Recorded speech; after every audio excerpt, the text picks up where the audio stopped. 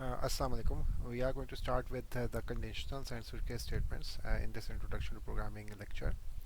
This is lecture number 5, and from conditional and switch cases, this is where all the fun begins. So all the programming it starts to get very exciting once you get into conditions and switch cases. And from this point onwards, the next step is going to be loops, and that is where the most fun part is. So even though this is interesting, like when we start with conditional loops, when we start with conditional and switch case statements, but as we go into loops, it gets extremely fun, and we are able to do a lot of work with these simple constructs, and it becomes a joy to do programming. At the same time, if you are not, if you cannot think of the logic properly, then it can also become very hard to work with these programs. But if you go slowly and steadily, I'm pretty sure that you are not going to have a very hard time. So starting off, we need to inform about the flow information. The good thing about computer is that they allow the flow of information depending on the data. So if the type of data that you are getting, so you can tell the computer to move in a certain direction, and that is how the programs work. Normally, like for example, when you are working on your mobile phone, so the computer is always looking for your input. So depending on which icon you click on, that's what tells the computer, like, okay, which icon was clicked on, and it will take you to the certain application. So that is a very basic example of how you can change the flow of information as you give the input to the computer. So depending on what input we give, the computer gives us a specific output. So this helps us in creating programs which are much more dynamic, and it also helps us in managing the different conditions and states. So the first thing that we are going to come across is the if-else conditional, and how the if-else works is that it's like normal language. Like when you say, like, if somebody does that, then I will do this. Otherwise, I will do that. Okay, uh, so for example, if we are going to go out, I'm going to have a burger. Else, I will just sit home and do something else. Okay, so that is a very basic example of how the if-else thing works. And you can use this statement in many different ways, and I will show you how it is done by the various examples that are part of this lecture. So moving on, so this is how the if-else template is. First of all, you have the if condition, and within the brackets, like these look like the function brackets. So you like if, and then you give it a Boolean expression. So Boolean expression is like we did study the Boolean expressions previously in the last lecture. So the same thing stands over here. So for example, if you have a value x, you find out like if that value of x is less than 0. If it is less than 0, you write like the value of x is less than 0. If it's greater than 0, then you write the value of x is greater than 0. Or if the value of x is equal to 0, you write the value of x is equal to 0. So whatever the expression is over here, if that expression is true, only then whatever is written inside these braces, these statements, these are run. Otherwise, it will skip these statements. So like for example, if the value of x is equal to 0, then it will say the value of x is 0. Otherwise, it will not say anything. Okay, so this is a very basic example. Uh, so instead of one statement, there can be more statements within these braces. So over here it says statement, so you can have one or more statements inside these braces. So if this condition is true, so all of these statements will be executed. Um, when you have no, you can write many statements over here, but suppose you have just one statement. If you have just one statement, you don't need to put in these braces. What happens is that the if condition uh, runs the statement directly after the Boolean expression. So it will just run that statement if there are no braces over there. But this can get confusing because you might write a statement afterwards thinking that that statement will be executed, but it will not be executed because it will only execute one statement after the if statement. So I would recommend that you use these braces even if you have a single statement. Only don't use these braces if you are a seasoned programmer, you have good experience, and you know what you're doing. So only then you can remove these braces and just work with these statements. Even though I have a lot of programming experience, I still prefer to put these braces in so that I don't make those mistakes. So these ensure that you don't make that mistake. So here's an example of how you can use a single if statement to do something. So suppose there's a program and it was asking for a value of x, and that value of x can be negative or positive. So whether it is negative or positive, you need to give an absolute value of x. So whenever you're talking about absolute value, the absolute value is always positive. So if in case the value of x is suppose 10, so 10 is greater than 0, so this statement is false in that case, so it will not execute any of these statements, and it will say like the absolute value of x is 10. But suppose the value of x is minus 10, so the minus 10 is less than 0. So what it will do, it will convert the value of x, it will make it negative, so minus into minus becomes positive, so this will become positive. So the positive value of x will become 10, and it will be stored in x, and then it will again say that the absolute value of x is 10. So this code will always print the positive value of x, whether it is positive or negative. So here's an example, like if you have a statement and you want to say like if something else happens, then I will go to I will go in this direction. If something else happens, I will go in this direction.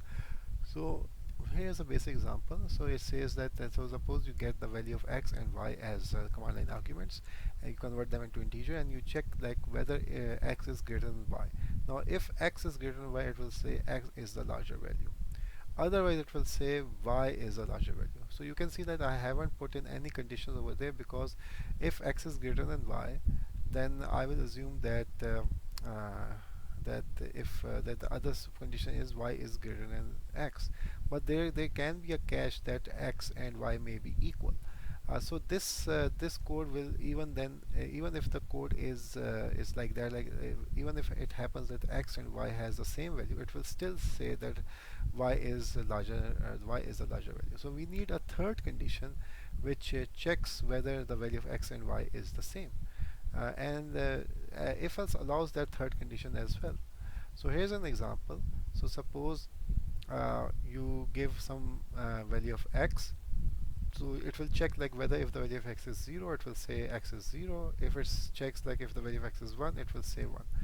And if the value of x is neither 0 nor 1, it will say like that it will print the value 2. So over here you can still see like this can become wrong, like if you say like if x, so if the user puts in 3, it will say that x is 2. So this will become this condition will become false, but this condition will stay like that. That can be a problem. But suppose you are only getting 3 inputs, okay, so you can either get a 0, a 1, or 2. So there's no other possibility of getting any other input. So in this case, this condition is fine. So you can use this condition and you can make it work the way you want. Also, like for whenever you write over here, you say that there's a if, and then you have to write else if. So whenever you write else if, you have to give another condition over here, and there can be multiple else if statements, and finally the last statement is always going to be an else statement. So this is normally how you can work with the if else statements. One more thing, you should keep in mind like the conditions will always be checked sequentially. So for example, if somebody gives a value suppose 1, so it will then check this statement. So x is not equal to 0, then it will go to the second statement. It will check if x is equal to 1, then it will print this statement.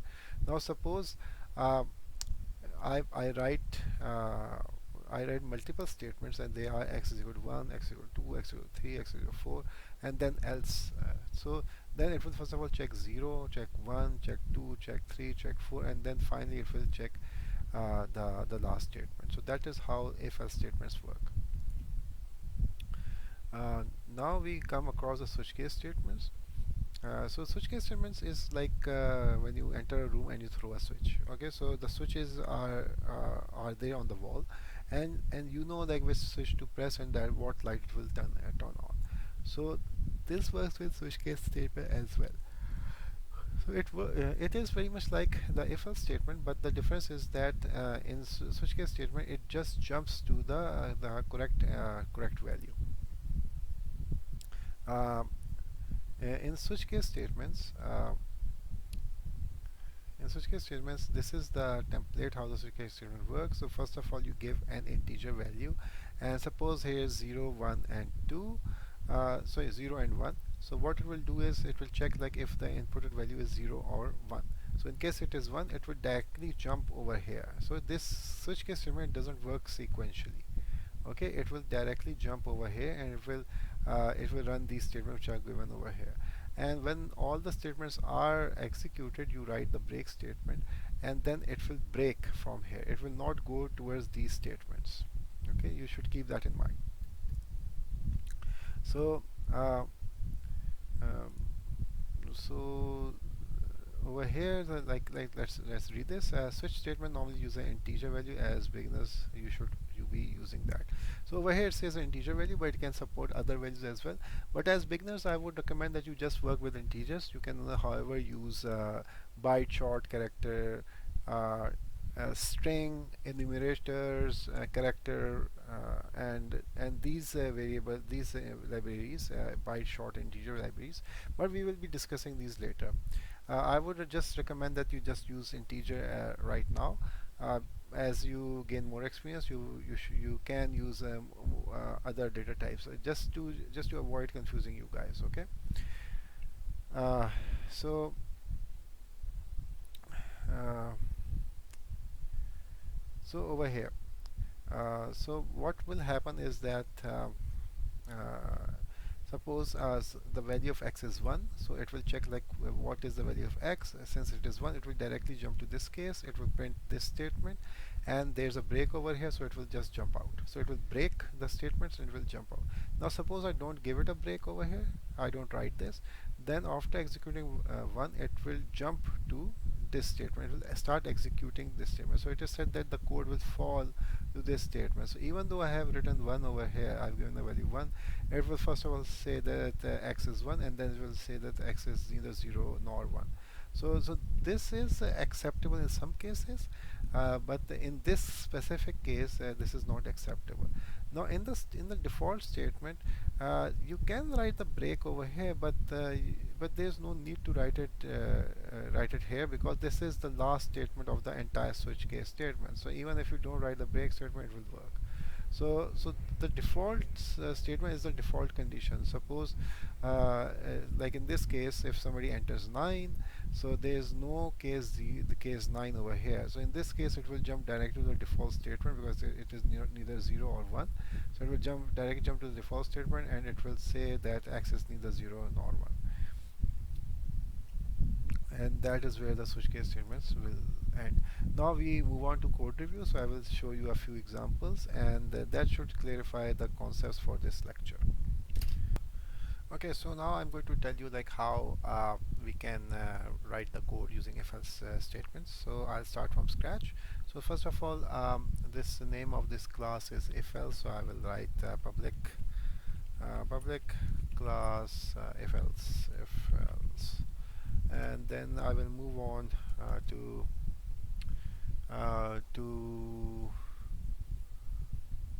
just a moment. Let me check this. So because okay, so I think this is fine, and then we move on to public static void main, and we pass strings, and it's an array, so strings array args, and that is done, arguments, and this is from where we are going to begin. Now suppose we are going to give it an input, and we want to find out like we want to convert it into an absolute value. So we write an integer x which is equal to integer dot parse int, and the value args 0. So whatever value we pass, we convert that into integer and store it in x, and we check if x is less than 0. So then what it will do, it will make x is equal to minus x. So it will convert the value of x into negative x. So in case if it's less than 0, it is already negative. So negative into negative is positive. So a value of x will be made positive. and then we write system dot out dot print ln, and we write the value of x. So that thing, I think that is okay. I forgot a semicolon over here, and let's save this file, and we save this. So I think we can run it from here. It should show me the terminal. It's already showing me the terminal over here. So so what I should do is I should go cd slash cd java, and then we write java c. Oh, I forgot if that is set up over here or not. So I write if else dot java. Will it work? Strings. So I wrote a capital S. Can I find a symbol strings? I think that is okay. Is that it? Is it smaller? Maybe I've forgotten. So let's try it again. We come over here, we type up, and oh, I did not save it, so I save this, and then I try it again. If has our Java, no, I think there's some other error over here. So let me go back, make it with the cancel. We make it with a capital S.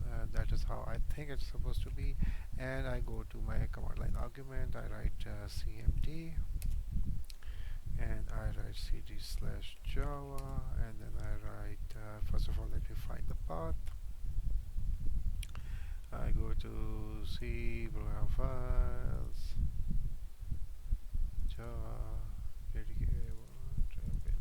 record this, go here, and I write set path equal to this, and so the path is set. Now Java C if else dot Java. Oh. So there really is some problem over here. So strings, not string, it's string. That was the problem. Okay. So let's see if it works over here. And then if I write Java if else and write -2, it's giving me this error. So I think I should go here and I write Java C if else dot Java, and then if I write Java if else and I give -2, so it prints 2. And if I write the same thing with suppose 5, it will still print 5. And you can see like what I did over here. So this code is only executed if the value of x is less than 0. If it is less than 0, it converts into a positive value and prints the positive value. Otherwise, it just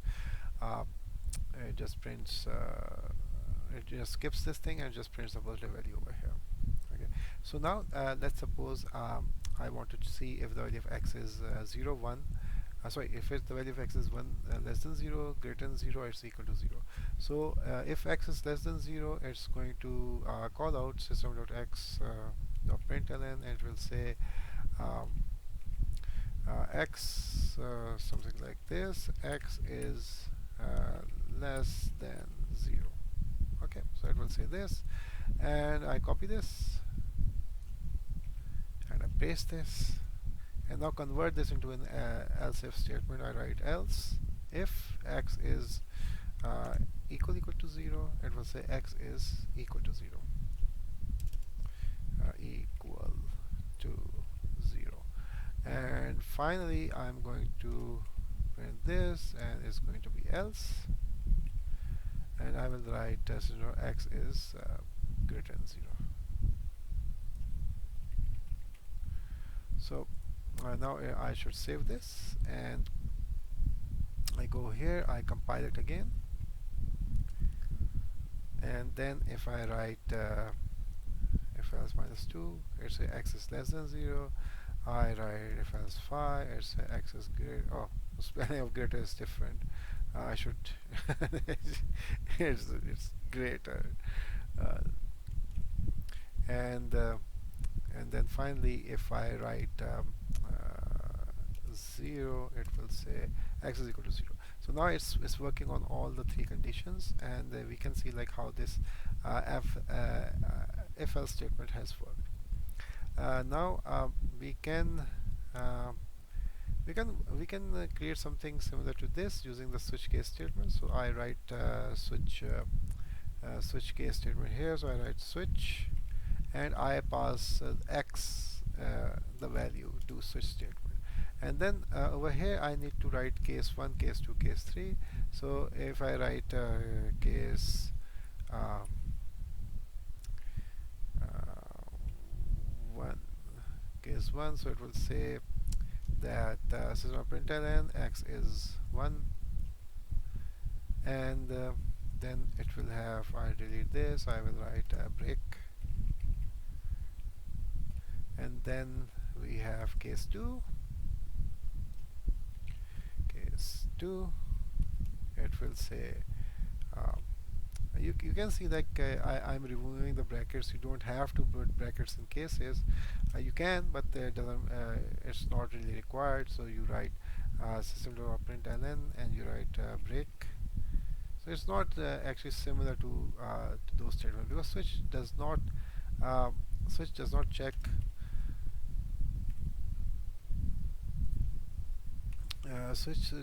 the boolean conditional. Okay, it just checks the value of the integer value over here. So we have 1, we have 2, and then we can have default, and the default says that x is not 1 or 2.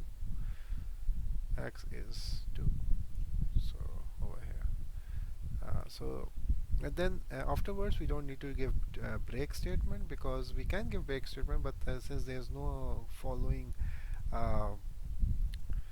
there's no statement following this, so it will stop here.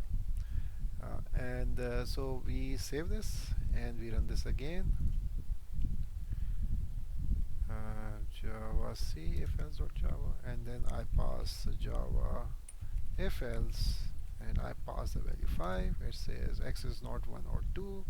If I write the same statement, if I write 1, x is 1. If I write the same statement, I write 2, so x is 2. And you can see like if I comment this out break, so this means if I comment this out, this means this statement does not exist. So it will not stop here, it will just fall from 1, it will just fall to the statement number 2. So it will say x is 1, x is 2. So that will happen if I pass, if I give the value of x as 1. But if I give the value of x as 2, it will only say this. So okay, so let's run this so I can show you like what's happening. So I compile it, and then I write if Java is 1, so it will say x is 1, x is 2. And you can see like when I gave it 1, there was no break, so the statement did not stop, it just went directly to case number 2 and it said x is 1, x is 2. So this is how the switch statement works. I hope that this will open up doors for you to make different kinds of programs, and I think the lab exercise is going to be a lot of fun for you guys. So see you in the lab. Thank you.